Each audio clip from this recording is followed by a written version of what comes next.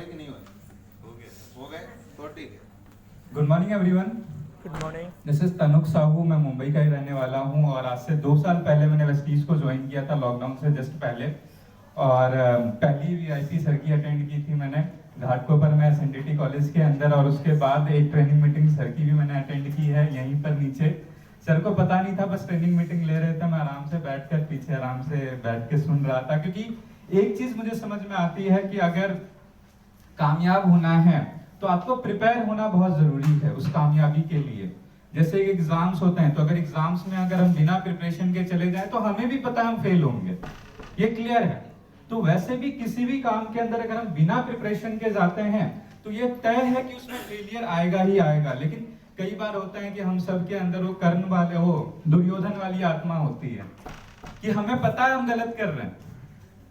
अगर बिना प्रिपरेशन के जाएंगे तो ज्वाइनिंग नहीं आएगी, सामने वाला नहीं करेगा, फिर भी हम चले जाते हैं।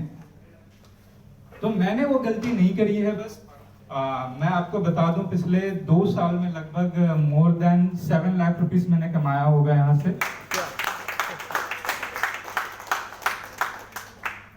कारण बस इतना था कि हर चीज में सीखने की कभी ईगो नहीं लेकर आया, क्योंकि कहा जाता है कि जो अहंकार होता है, अहंकार में 3 गए, धन वैभव और वंश। ना मानो तो देख लो रावण कौरव और कंस। क्या बात, सुपर।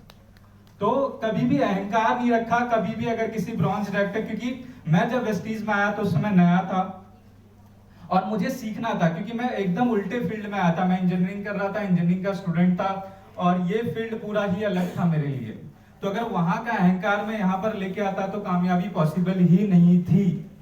तो यहाँ पर जो भी मुझे मिलते थे, जैसे कोई हाउस वाइफ है, मुझे याद है कि भाईंदर डीएलसीपी पर एक हाउस वाइफ है, मैम है, उनसे मैं बैठ के पूछा करता था कि मैम आप कैसे काम करते। जैसे सर को पता भी नहीं था, मैं सर की ट्रेनिंग मीटिंग में आया, आराम से पीछे बैठा, मैंने नोट किया और मैं अपना चला गया। और ऐसी कई सारी मीटिंग होती है जिसके अंदर अगर मेरे पास, मैं वहां पर अवेलेबल हूं तो मैं आराम से बैठकर सुनता हूं, नोट करता हूं और चला जाता हूं। क्योंकि मुझे एक ही चीज समझ में आती है कि अगर जीत चाहिए तो प्रिपरेशन स्ट्रांग होना पड़ेगा।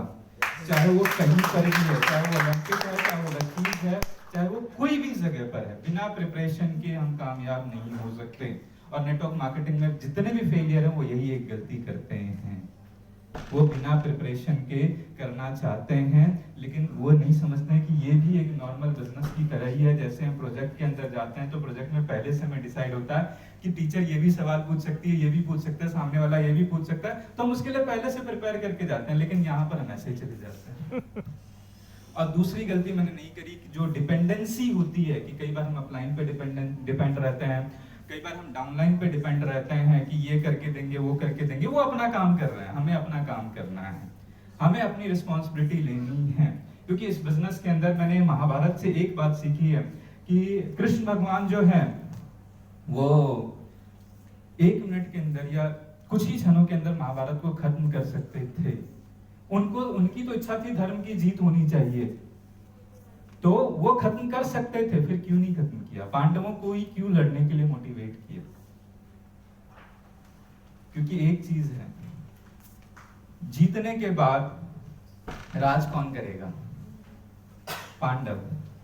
तो लड़े क्यों भगवान? सही बात है, सुपर। तो जो राज करेगा उसे लड़ना पड़ेगा। अगर हमें राज करना है, हमें कामयाबी चाहिए, तो लड़ना भी हमें है, काम भी हमें करना है। भगवान को मथुरा चाहिए तो जाकर कंस को मारा उन्होंने। तो जहां पर उन्हें राज करना था उन्होंने काम किया, लड़ाई करी। यहां पर हमें राज करना है, हमें करना पड़ेगा। क्या बात। तो thank you so much everyone, thank you. Thank you.